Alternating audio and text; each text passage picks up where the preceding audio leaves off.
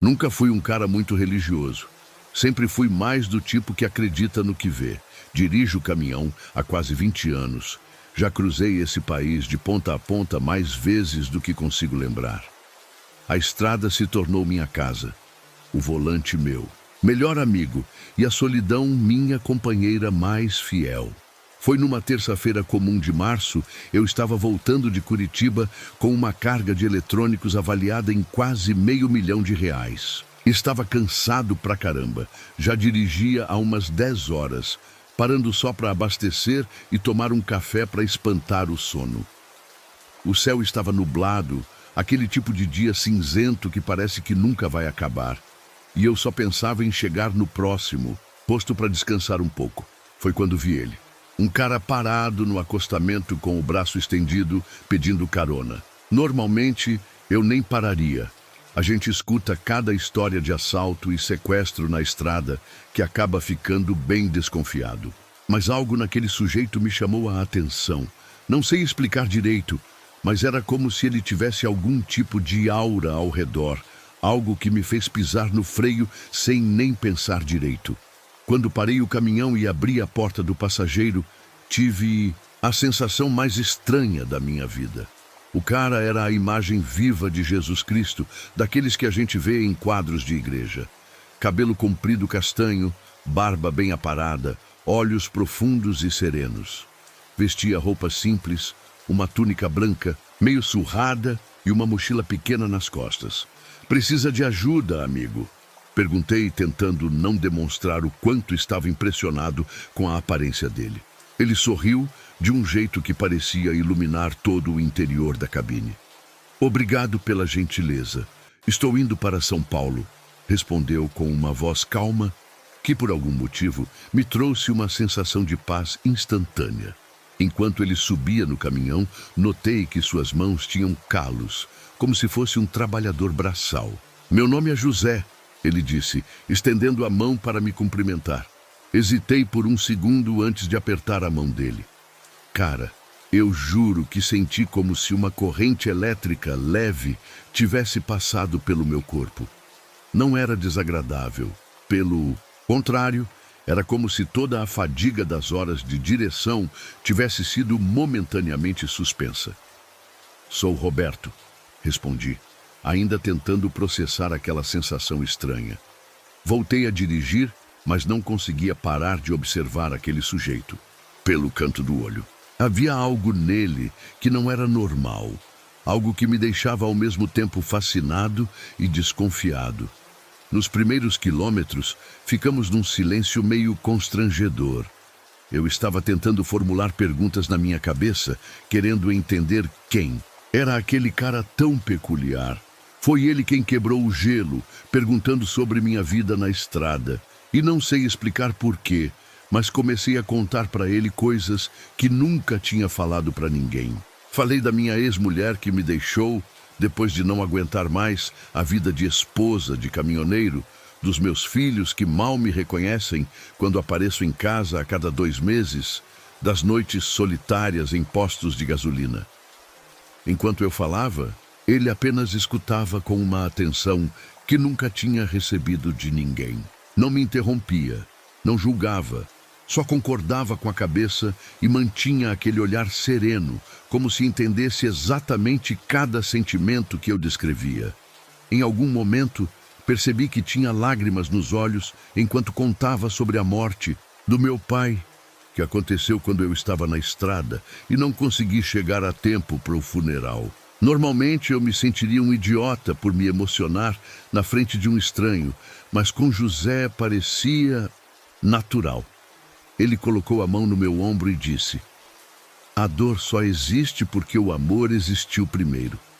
Foi simples assim, mas aquelas palavras pareceram penetrar direto na minha alma, como se ele tivesse descrito com precisão algo que eu tentava entender há anos. A conversa fluiu por horas, e quanto mais ele falava, mais eu me sentia confortável, como se estivesse conversando com um velho amigo que conhecia todos os cantos obscuros da minha vida e ainda assim me aceitava.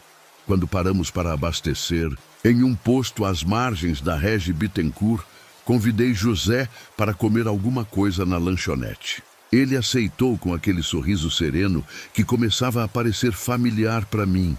Sentamos numa mesa afastada e o cara do posto ficou encarando José como se tivesse visto uma assombração. Entendi perfeitamente a reação dele.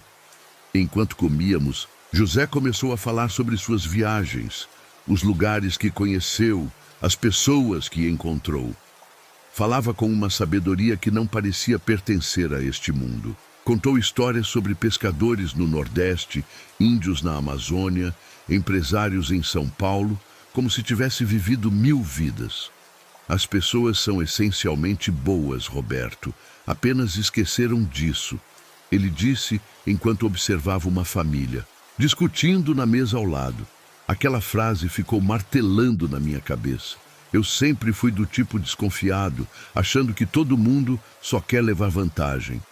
Anos na estrada me ensinaram a não confiar facilmente, a sempre esperar o pior das pessoas. Mas enquanto escutava José falar, sentia algo mudando dentro de mim. Era como se ele estivesse dissolvendo camadas de amargura que nem eu mesmo sabia que carregava. Voltamos para o caminhão e eu me sentia mais leve, mais esperançoso.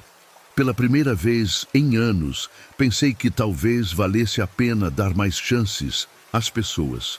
Tentar enxergar o bem que José dizia existir em todos nós.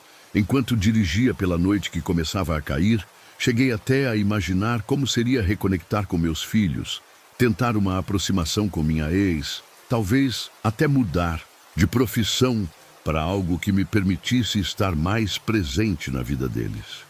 O céu tinha escurecido completamente e a chuva começou a cair pesada, transformando a estrada num espelho preto que refletia os faróis dos carros. Normalmente, essa condição me deixaria tenso, agarrado ao volante, mas a presença de José me trazia uma estranha tranquilidade. A conversa continuou fluindo e, em algum momento, começamos a falar sobre fé. Contei para ele que minha mãe era super religiosa, me levava à igreja todo domingo quando eu era criança, mas que fui me afastando com o tempo. Deus nunca respondeu minhas orações. Confessei, sentindo uma pontada de culpa por falar isso, para alguém que se parecia tanto com Jesus. Mas José não pareceu ofendido. Ele olhou pela janela, observando as gotas de chuva escorrendo pelo vidro, e depois de um tempo respondeu: às vezes as respostas vêm de formas que não conseguimos reconhecer imediatamente. Achei aquilo profundo, mesmo sem entender completamente o que ele queria dizer. O sono começou a pesar, meus olhos ardiam depois de tantas horas na estrada. José percebeu e sugeriu: por que não paramos para descansar? Você precisa dormir um pouco. Relutei no início. Estava com o prazo apertado para entregar a carga, mas ele insistiu com uma preocupação que parecia genuína. De que adianta entregar a carga no prazo se você não chegar vivo? Aquilo fez sentido e acabei concordando. Alguns quilômetros à frente, vi as luzes de um posto que tinha um pequeno restaurante anexo. Parei o caminhão num canto mais afastado, onde vários outros caminhoneiros também dormiam em suas cabines. Senti meu corpo relaxar assim que desliguei o motor. José sugeriu que fôssemos comer algo antes de dormir. O restaurante estava quase vazio àquela hora da noite, apenas um casal de idosos num canto e um caminhoneiro solitário no balcão. Pedimos o prato do dia e uma garrafa de água. Durante o jantar, José começou a falar sobre perdão de uma maneira que nunca tinha ouvido antes. Não era aquele papo de igreja que já conhecia. Era algo mais profundo, como se ele falasse de uma experiência vivida intensamente. O rancor é um veneno que você bebe esperando que o outro morra. Ele disse enquanto partia um pedaço de pão. Aquela frase me atingiu em cheio, porque eu carregava tantos ressentimentos com minha ex, com meu chefe que sempre me dava as piores rotas, com meu irmão que não me ajudou quando precisei. José continuou falando, mas sua voz começou a parecer distante, como se viesse de um túnel. Minhas pálpebras pesavam cada vez mais. Estou muito cansado. Consegui murmurar antes de sentir minha cabeça pendendo para frente. O rosto de José foi a última coisa que vi antes de tudo escurecer. Lembro de ter pensado que havia algo diferente no olhar dele naquele momento. O sereno tinha dado lugar a algo que não conseguia identificar. Mas estava cansado demais para me preocupar com isso. Senti uma mão tocando meu ombro e depois nada. Um vazio completo, como se alguém tivesse desligado meu cérebro. Acordei com alguém me sacudindo. Abri os olhos devagar, tentando entender onde estava. A luz do restaurante parecia forte demais, fazendo minha cabeça latejar. Ei, amigo, você não pode dormir aqui. Já estamos fechando, disse um homem de meia idade com um avental, provavelmente o dono do lugar.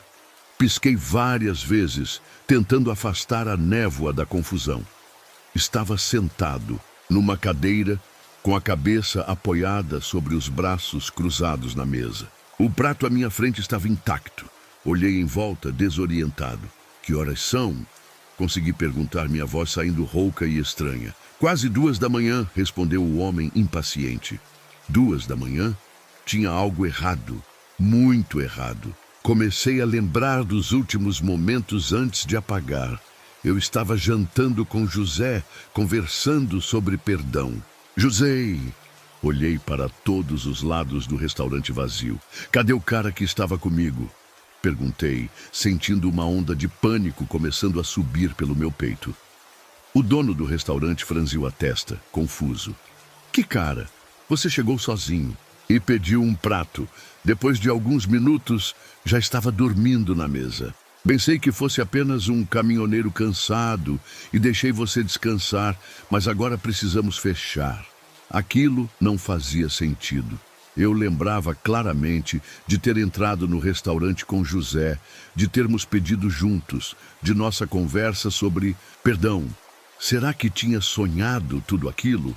Levantei num salto, ignorando a tontura que me fez cambalear por um momento. Alguma coisa estava muito errada. Corri para fora do restaurante, para o estacionamento onde tinha deixado meu caminhão. Meu coração parecia querer sair pela boca, enquanto meus olhos vasculhavam desesperadamente o local. Nada.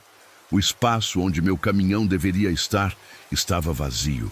Corri pelo estacionamento inteiro, olhando cada canto como um louco, mas não havia nem sinal do meu veículo. Voltei para o restaurante aos tropeços. Agarrei o braço do dono, que já estava trancando a porta. Meu caminhão! Alguém roubou meu caminhão! Gritei, sentindo o desespero tomar conta de mim. O homem me olhou assustado, provavelmente pensando que eu era algum maluco. Calma, cara. Você chegou a pé aqui. Não vi caminhão nenhum. Ele disse, se afastando de mim com cautela. Como assim? Eu tinha certeza absoluta de ter estacionado meu caminhão ali.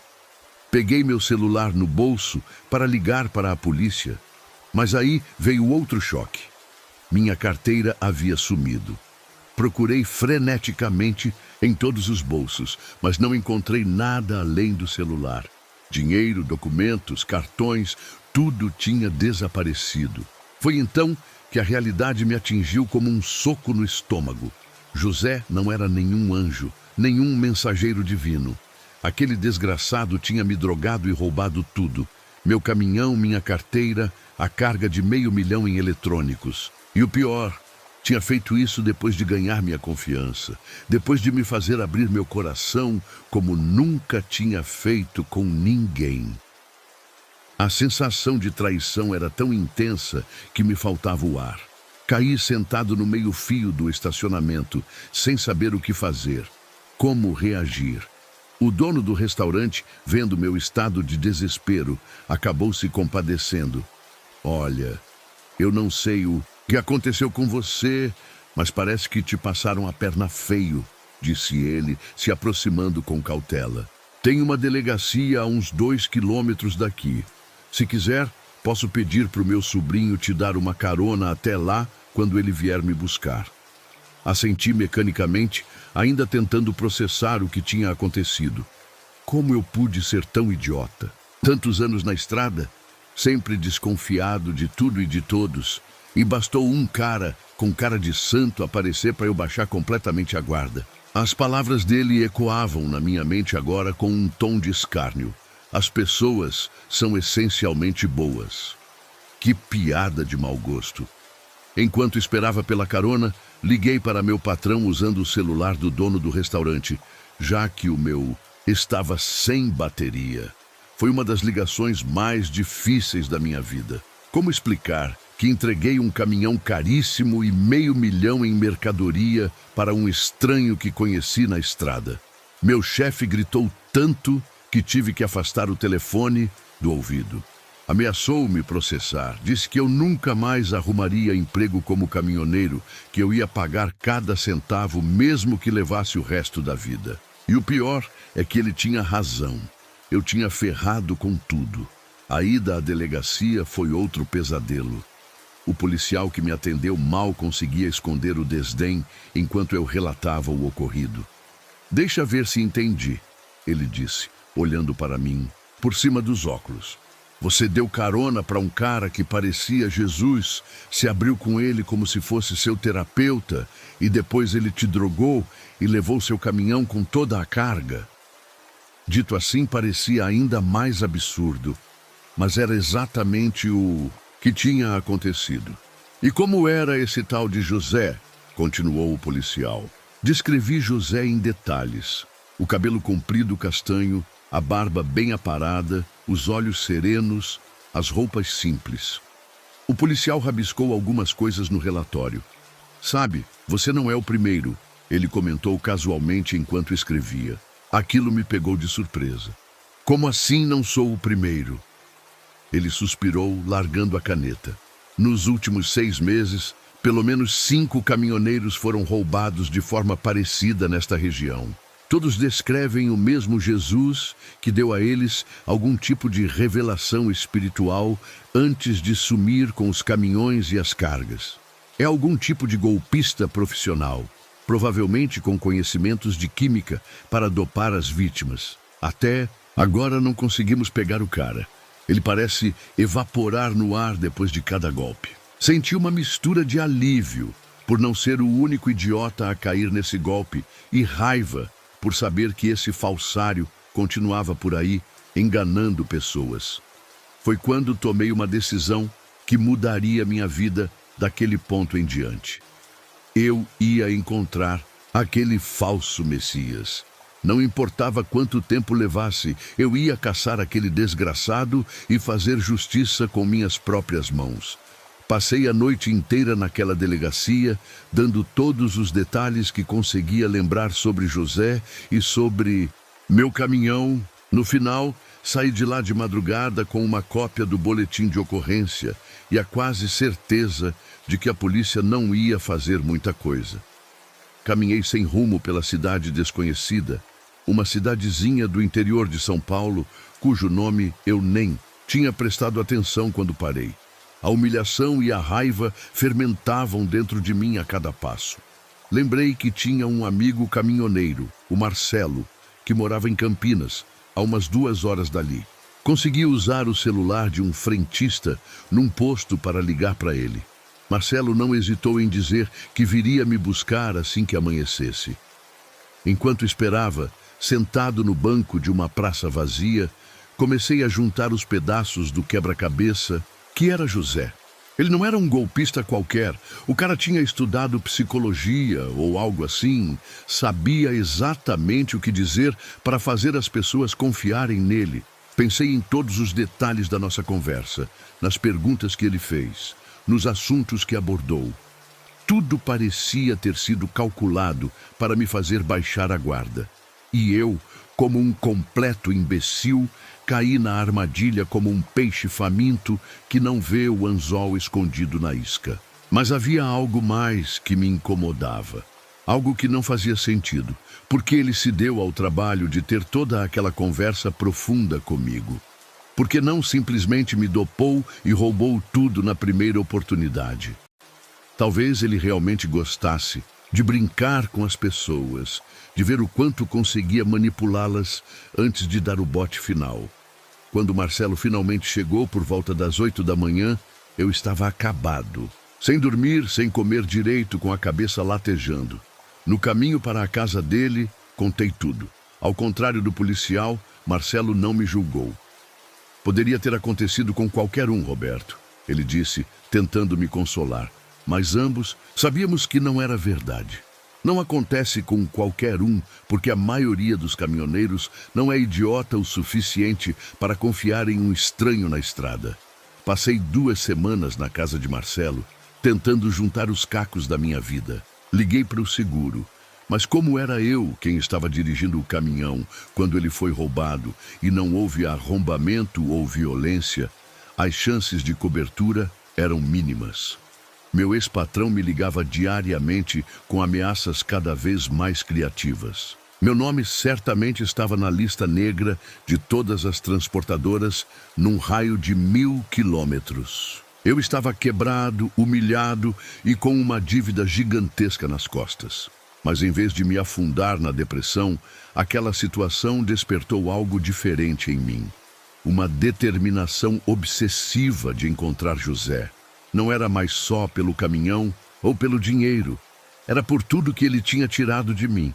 Minha dignidade, meu sustento, minha confiança nas pessoas, até mesmo um lampejo de fé que eu nem sabia que ainda existia dentro de mim. E, mais do que tudo, pelo fato de ele ter usado a imagem de algo sagrado para tantas pessoas para cometer seus crimes. Isso me revoltava profundamente. 3 meses se passaram. Eu tinha transformado minha vida numa caçada implacável àquele falso Messias. Usando as economias que tinha guardado para emergências, comprei uma moto usada e comecei a percorrer todas as estradas principais onde caminhoneiros foram roubados. Falava com pessoas em postos de gasolina, lanchonetes à beira da estrada, hospedagens baratas. Mostrava um desenho tosco que tinha feito de José. Perguntava se alguém tinha visto um homem com aquela aparência. Dormia no barato, comia mal, vivia praticamente como um nômade. Marcelo me ligava preocupado, dizendo que eu estava obcecado, que precisava deixar a polícia cuidar disso, mas ele não entendia. Aquilo tinha se tornado pessoal demais. Em algum momento, parei de me importar com o dinheiro ou com o caminhão. O que eu queria era olhar nos olhos daquele desgraçado novamente e perguntar por quê. Por que ele escolhia se disfarçar de uma figura que representava bondade e compaixão para fazer exatamente o oposto. Uma noite, enquanto tomava um café, em um posto na rodovia Castelo Branco, ouvi 2 caminhoneiros conversando sobre um profeta que estava aparecendo nas estradas da região oeste do estado.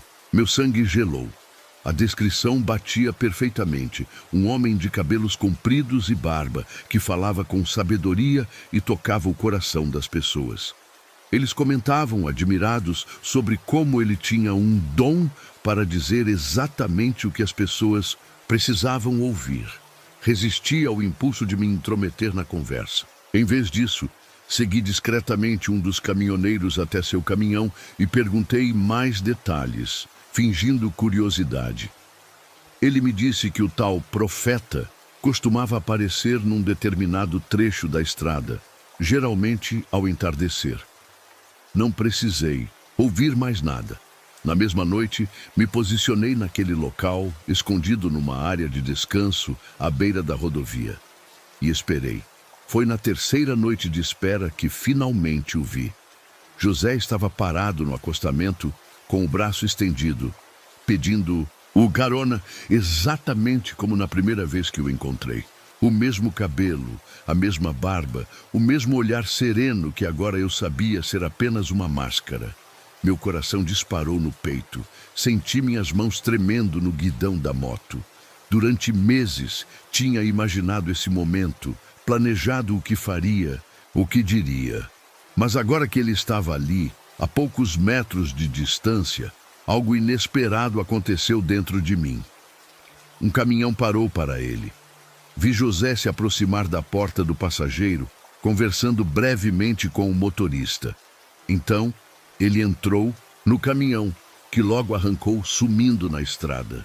Eu deveria ter ligado a moto e seguido eles. Deveria ter interceptado o caminhão, alertado o motorista, impedido mais um roubo. Era o que eu tinha planejado fazer durante todos aqueles meses. Mas não consegui me mover.